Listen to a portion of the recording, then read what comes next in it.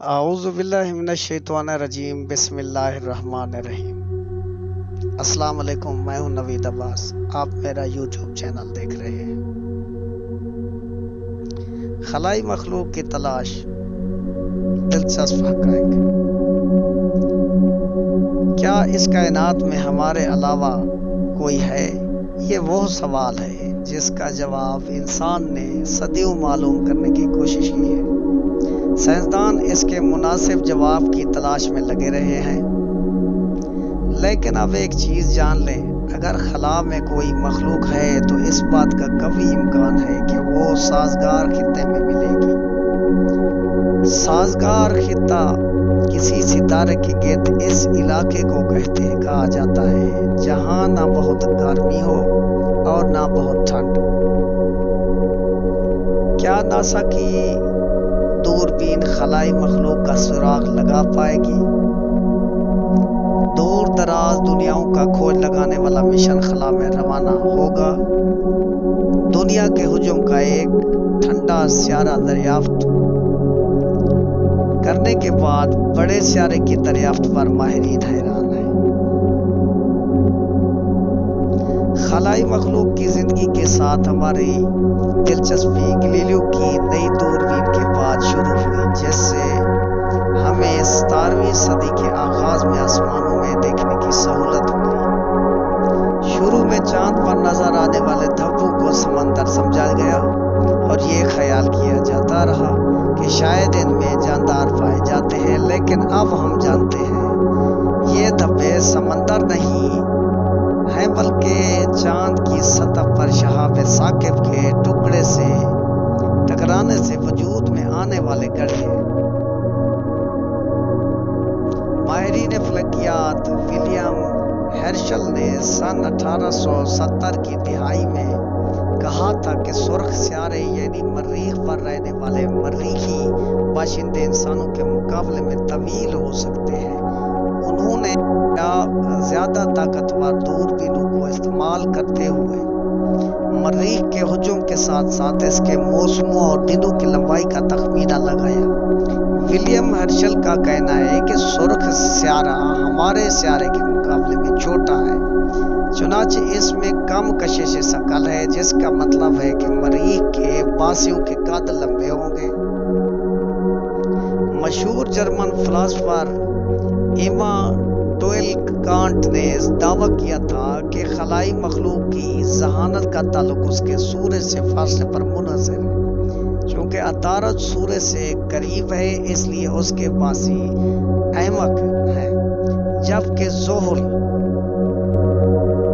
Can't کے زمانے میں دریافت شدہ سب سے دور سیارے کے باشندے انتہائی ذہین ہوں گے۔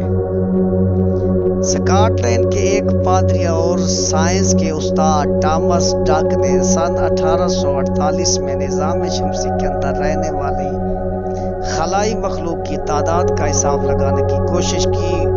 انہوں نے پیشین گوئی کی اگر نظام شمسی کے تمام سیارے اتنے ہی گنجان آباد ہوں جتنا اس وقت انگلستان تھا تو 280 افراد فی مربع میل کے حساب سے شمسی نظام کی کل آبادی 22,000 ارب ہونی چاہیے۔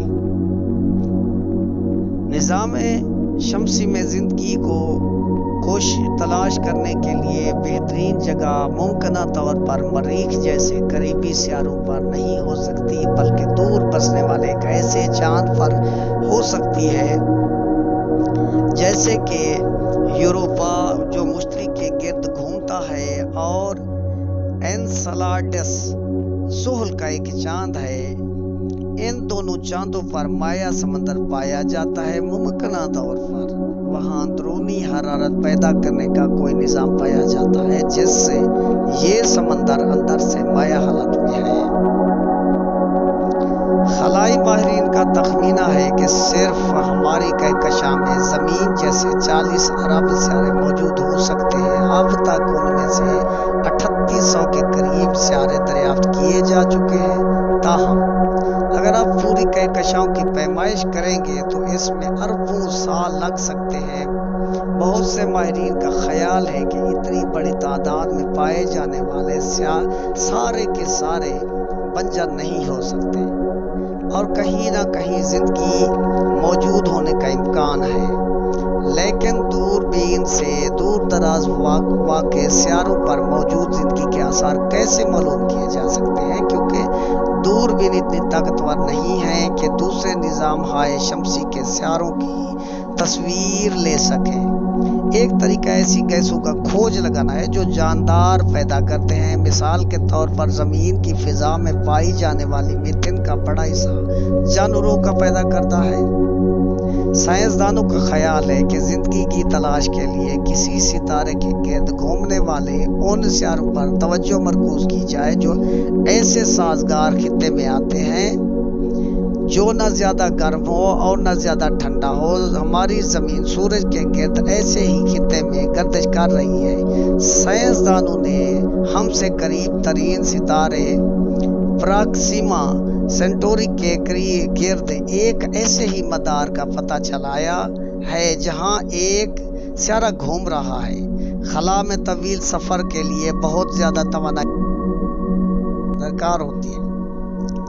ایک انوکھا منصوبہ شمسی بادبان والے انجن کا ہے جو سورج سے خارج ہونے والی شمسی ہواؤں کا زور پر اس طرح اڑ سکتا ہے جیسے بادبانوں والے بحری جہاز سمندر میں سفر کرتے ہیں۔ ایسے انجن والے جہاز اپنی رفتار بتدریج تیز کرتے رہتے ہیں، بالآخر روشنی کی رفتار کے 20% تک پہنچ سکتے ہیں۔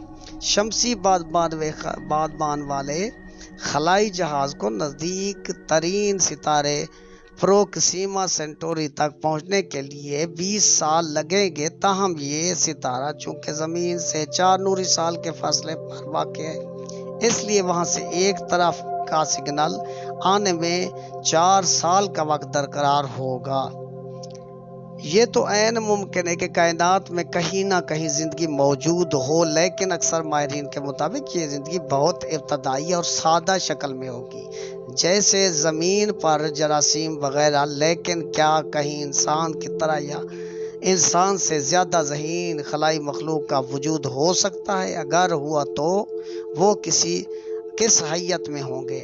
زمین پر انسان کی ثقافت کی عمر 10,000 برس سے زیادہ نہیں ہے، جبکہ جدید سائنس کی ابتدا صرف چند صدیاں قبل ہوئی۔ لیکن اگر کائنات میں کہیں ذہین مخلوق موجود ہوئی تو وہ ممکنہ طور پر انسان سے لاکھوں یا کروڑوں برس زیادہ ترقی یافتہ ہوگی۔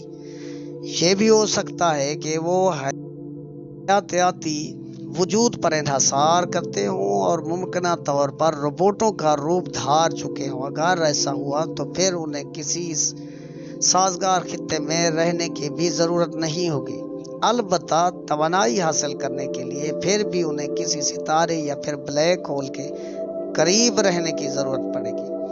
دوستو، اگر یہ سائنسی حقائق آپ کو اچھے لگے ہوں، آپ کی تعلیمی معیار کے مطابق آپ کے کام آتے ہوں تو اس تجزیے پر کومنٹس کریں، لائک کریں، شیئر ضرور کریں۔ والسلام۔